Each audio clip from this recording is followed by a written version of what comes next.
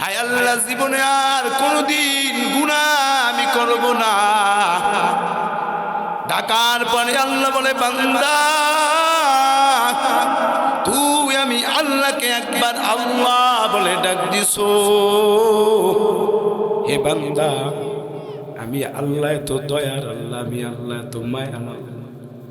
হে বান্দা তুই জানো না রে বান্দা আমি আল্লাহ কেমন মায়ের আল্লাহ জানো। দুনিয়ার সব মানুষ যদি তোকে ফিরায় দেয় কিন্তু আমি আল্লাহ তোকে একটা সেকেন্ডের জন্য ভুলি না। হে বরিশালের আব্বাজানেরা, আল্লাহ যদি একটা সেকেন্ডের জন্য আপনাকে আমাকে ভুলিয়ে যাইতো, বুকে হাত দিয়া বলেন তো দুনিয়াতে একটা সেকেন্ড থাকতে পারতেন? الذي أرسله الله تعالى بالحق بشيرا ونذيرا وداعيا إلى الله بإذنه وسراجا منيرا. أما بعد فأعوذ بالله من الشيطان الرجيم. بسم الله الرحمن الرحيم. يا أيها الذين آمنوا اتقوا الله حق تقاته ولا تموتن إلا وأنتم مسلمون. صدق الله مولانا العظيم وصدق رسوله النبي الكريم ونحن على ذلك من الشاهدين والشاكرين والذاكرين. الحمد لله رب العالمين.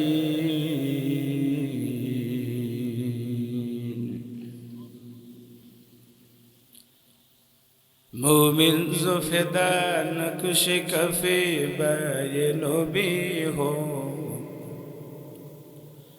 مومن زفدا نقش کفے بائے نبی ہو، حضیر قدم عازب عالم کا خزینہ، حضیر قدم عازب عالم کا خزینہ. گر سنت نبوی کی کرے پیروی امت، گر سنت نبوی کی کرے پیروی امت، طوفان نکل جائے گا پھر اس کا سفینہ. عاشق ہو برادر شہنشاہ دو عالم، عاشق ہو برادر شہنشاہ دو عالم، مشک جیادہ مبارک جس کا پسینہ، مشک جیادہ مبارک جس کا پسینہ. لا الہ الا اللہ زور لا الہ، لا الہ الا اللہ، لا الہ الا اللہ، لا الہ لا إله إلا الله، لا إله أمر مولا হয় না কো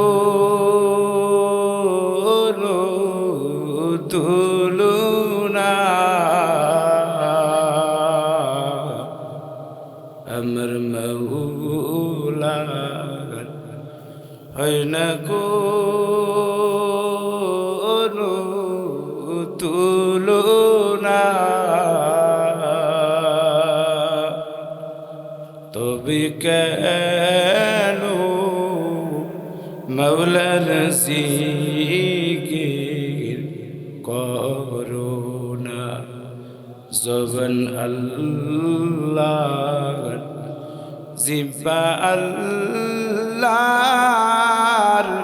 নিয়ামত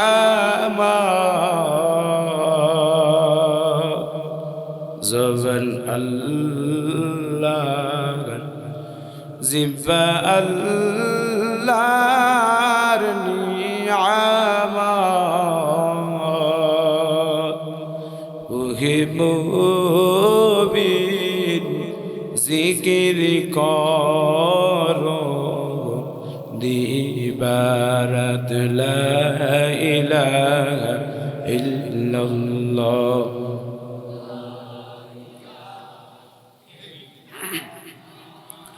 লা ইলাহা ইল্লাল্লাহ মুহাম্মাদুর রাসূলুল্লাহ दुनिया में सदाकत में तेरा नाम रहेगा दुनिया में सदाकत में तेरा नाम रहेगा सिद्दीक तेरा नाम से इस्लाम रहेगा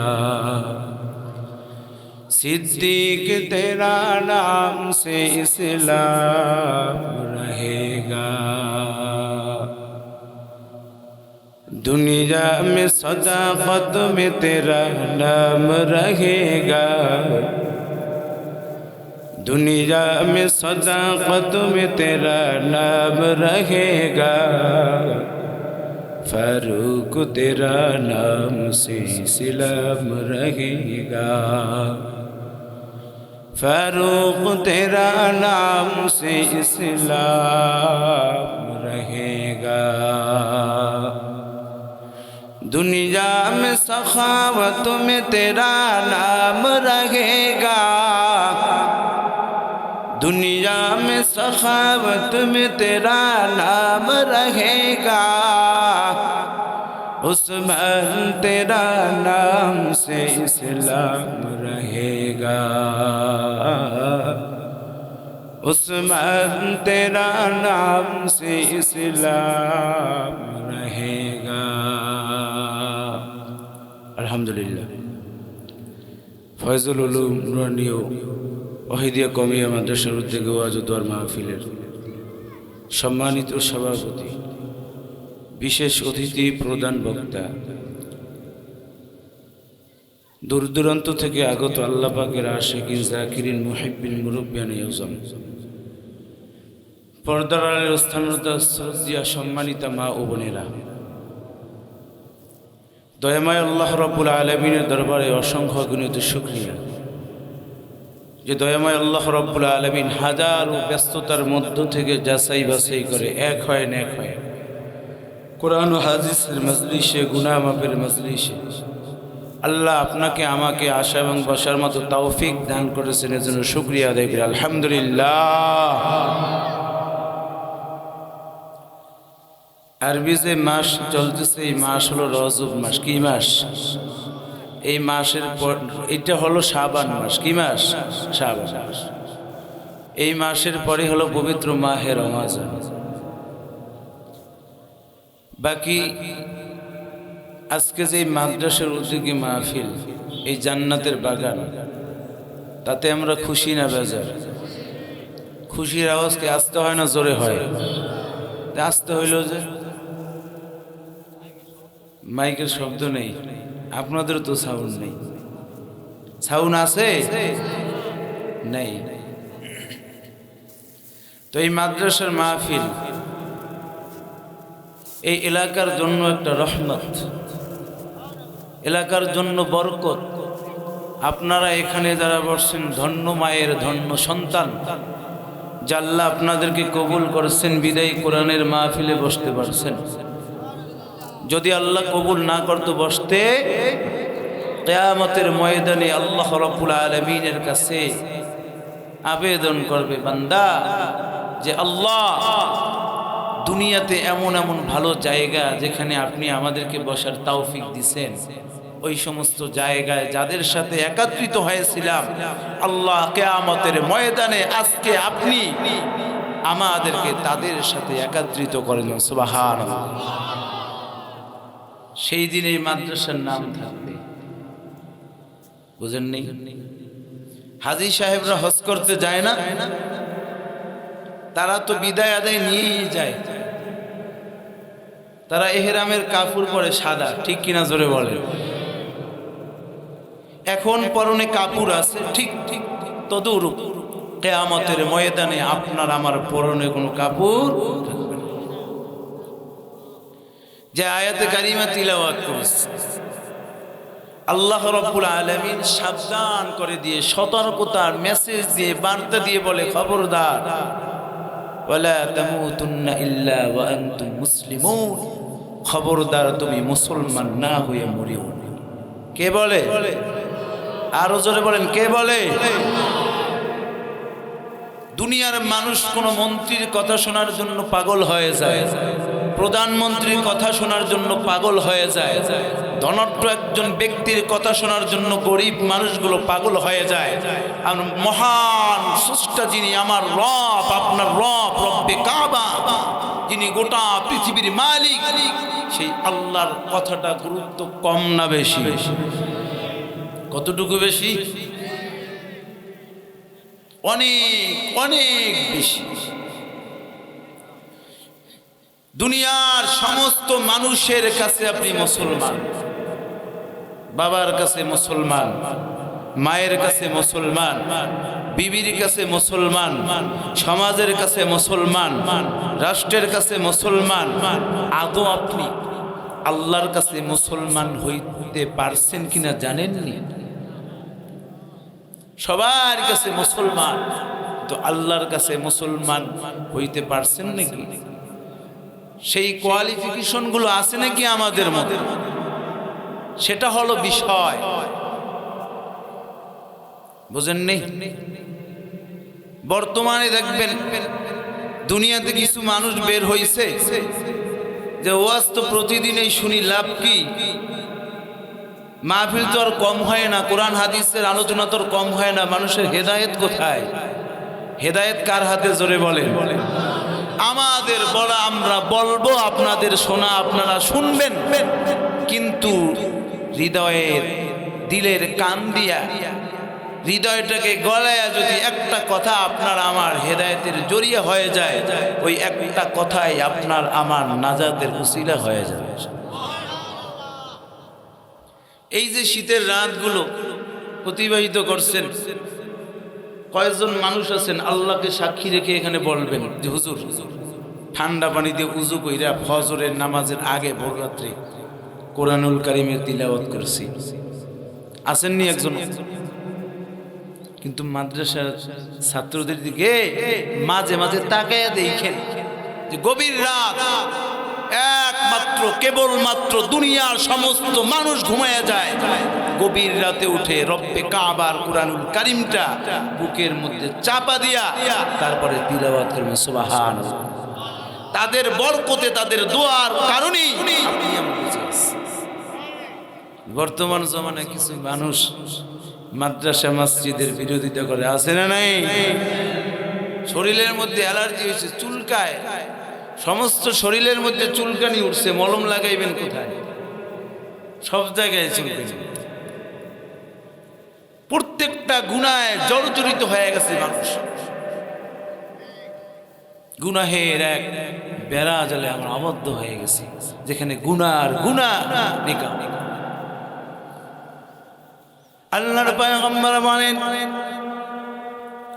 আমার উম্মতগুলো গুনাহ করার পরে আল্লাহ আদালতে যখন ফিরে এসে আল্লাহর কাছে বলে, আল্লাহ, জীবনে তো কম গুনাহ করি না, কম নাফরমানি করি না, ও রব, আজকে থেকে তাওবা করলাম। কারণ হলো দুনিয়াতে একটা সেকেন্ড থাকতে পারতাম না, ওই মালিকের দয়ায়, ওই মালিকের মায়ায় আমরা বেঁচে আছি। কিন্তু জীবনে তো গুনাহ কম করি না, বড় বড় বড় বড় গুনাহ করার পরেও তারপরও মাথাটা নত না করিয়া ঘাড়টার উপর দিক দিয়ে ঘুরাইয়া তারপরে গর্ব করে চলে আর বলে আমার মতো বাহাদুর কেউ নাই, আছে না নাই? নামাজ পড়ে না, রোজা রাখে না, দ্বারে যদি বলো বান্দা তোমার নামটা আমার আল্লাহ মুসলমান রাখছে, তুমি যে নামাজ পড়ো না, আল্লাহর হুকুম মানো না, তোমার কি ভয় করে না? বান্দা বলবে কিসের ভয়? আইসি দুনিয়াতে একদিন যাব একদিন, কিন্তু মাঝে মাঝে নিজের বিবেকটা খাটায় দাঁড়ার চিন্তা করে এই দুনিয়া তো থাকার জায়গা নয়, কি নিয়ে অন্ধকার কবরের মধ্যে গিয়ে থাকবো, যেই কবরে আলো নাই, যেই কবরে কোনো বাতাসের ব্যবস্থা নেই। এই জীবনে বলেন তো মায়ার নবীর কোনো গুনাহ আছে নাকি? সাহাবীদের গুনাহ আছে নাকি? আপনার আমার আসেনি?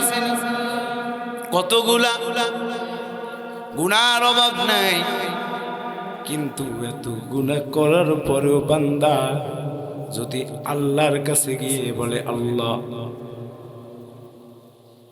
এই এলাকার মধ্যে যদি অপরিচিত একজন মানুষ এসে হাজির হয়ে যায়, জায়গা দিবেন? চিনি না, জানি না, জায়গা দিয়ে লাভ কিছু, সন্দেহ। কিন্তু আল্লাহ বলে বান্দা তুই আমার কাছে পরিচিত হও বা অপরিচিত হও, আমি এমন একজন রব, তুই সাদা হও বা কালো হও, তুই ধনী হও বা গরিব হও, আমি এমন একজন রব জানো, রাত 2টা নাই, 3টা নাই, 4টা নাই, যখন আমি আল্লাহর আদালতে গিয়ে বান্দা তুই দাঁড়াইবি, আমি আল্লাহ সঙ্গে সঙ্গে তোকে আপন করে নিব। একজন মানুষ দেখান তো এরকম মায়ার আছে নাকি? এমন একজন মায়ের আল্লাহ,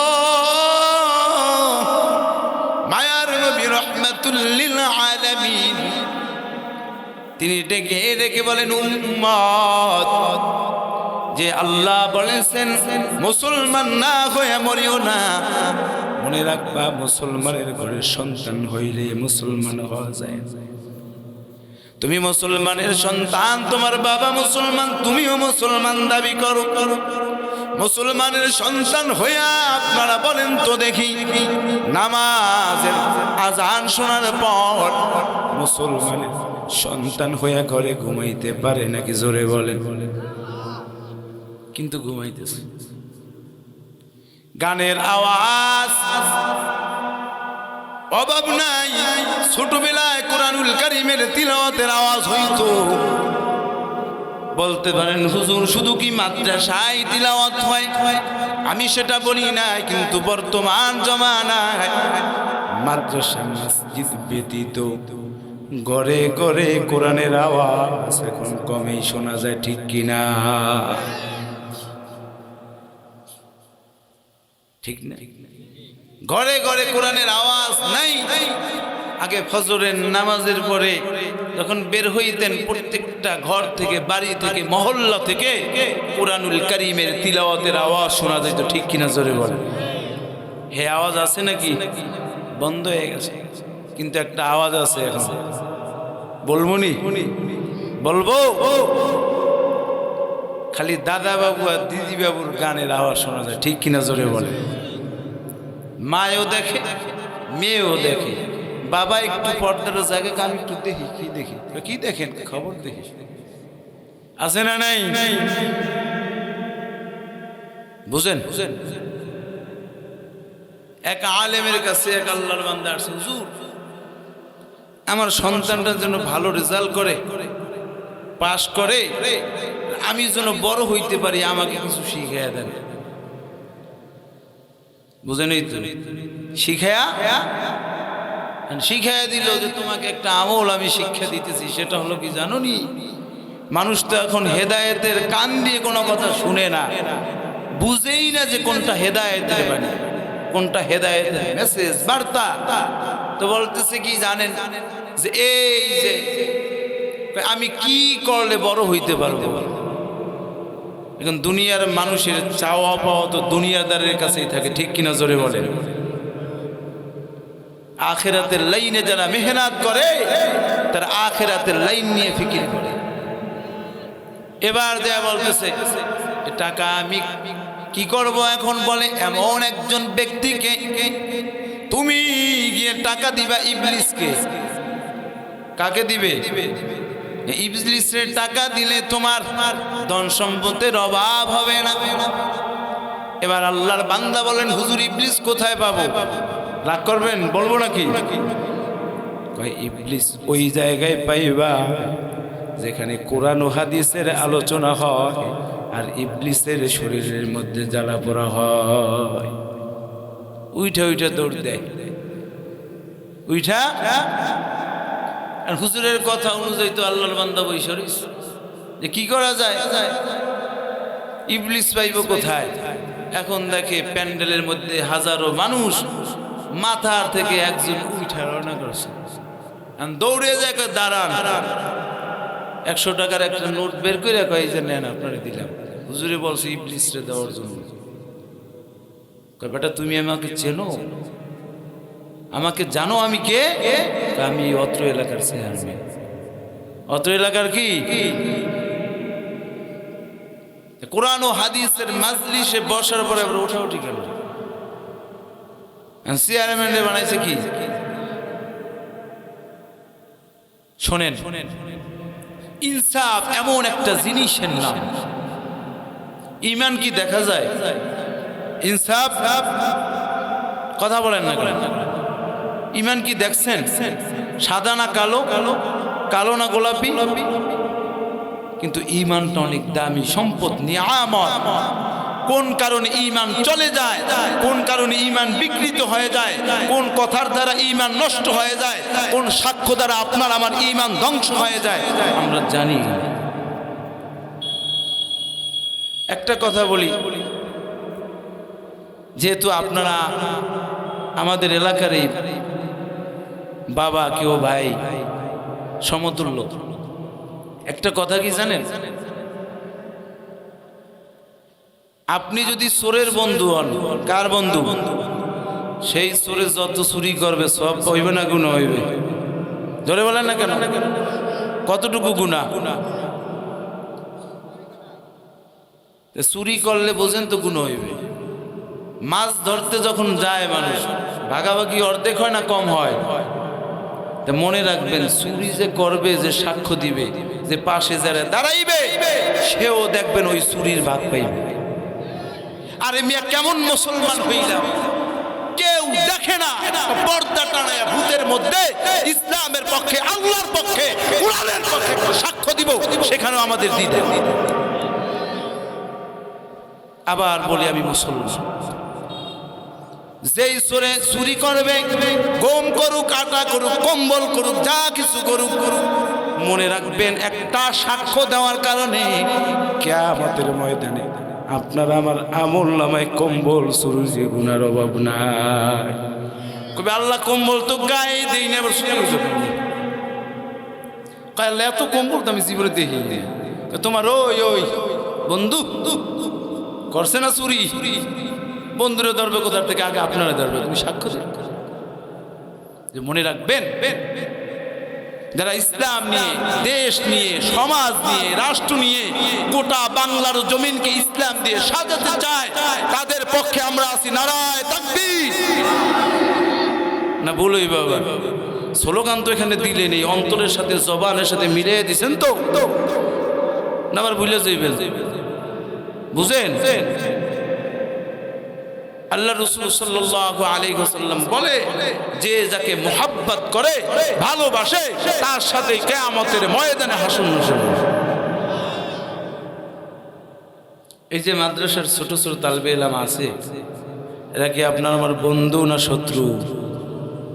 বর্তমান জমানায় কি জানেন না, উলামায়ে ইকরামের দুইটা কাজে লাগে, তারপরে দরকার নেই। এক, মৃত্যুর সময়। দুই, ওই যে কবুল, ওই সময় আসার আর দরকার নেই। হুজুরে আসার মসজিদে ইমামতি করবে, নামাজ পড়াইবে, খাইবে লইবে, করবে, শেষ। এইটাই জিন্দেগি নাকি? এটা কি জিন্দেগি? এছাড়া আবার রমজান মাসে একটু কদর বাড়ে, বাড়ে না? সারা বাংলাদেশে বাড়ে, আমাদের এলাকা তো আলহামদুলিল্লাহ বেশি বাড়ে। বরিশাল একটা আমাদেরকে নিয়ে আমরা গর্ব করি না। মাঝে মাঝে বিভিন্ন জায়গায় প্রোগ্রামে গেলে বলে, হুজুর বরিশালের মানুষ আপনারা আসছেন, আপনার অতিথি প্রিয়, মানুষদেরকে অনেক আপন করে নেন, কাছে টেনে নেন, ভালোবাসেন। এখন যদি নিজের গল্প নিজে করে দেয়, অনেকে বলবো যে হুজুরে দেখো এলাকা দেখি এলাকার টানতে।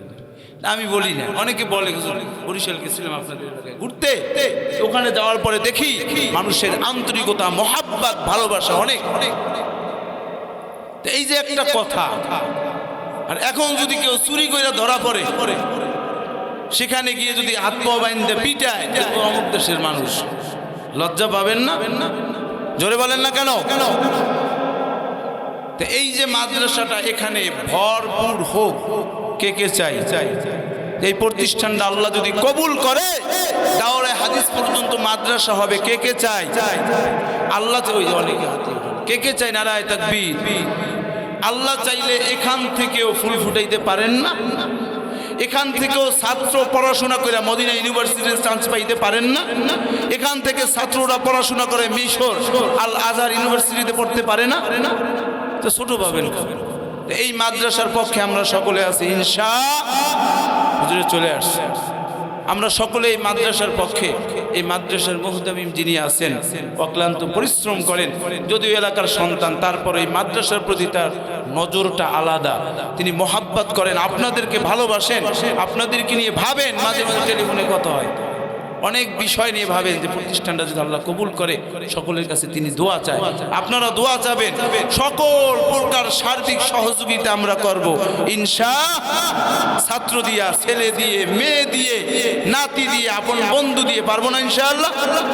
ছোট ছোট বাচ্চা মাদ্রাসায় দিয়ে দিব, নিয়ত রাখি আল্লাহ রাব্বুল আলামিন এই মাদ্রাসাখানিকে আল্লাহ রাব্বুল আলামিন দ্বীনের মার্কাজ হিসেবে কবুল করে। সকলে বলে আমিন।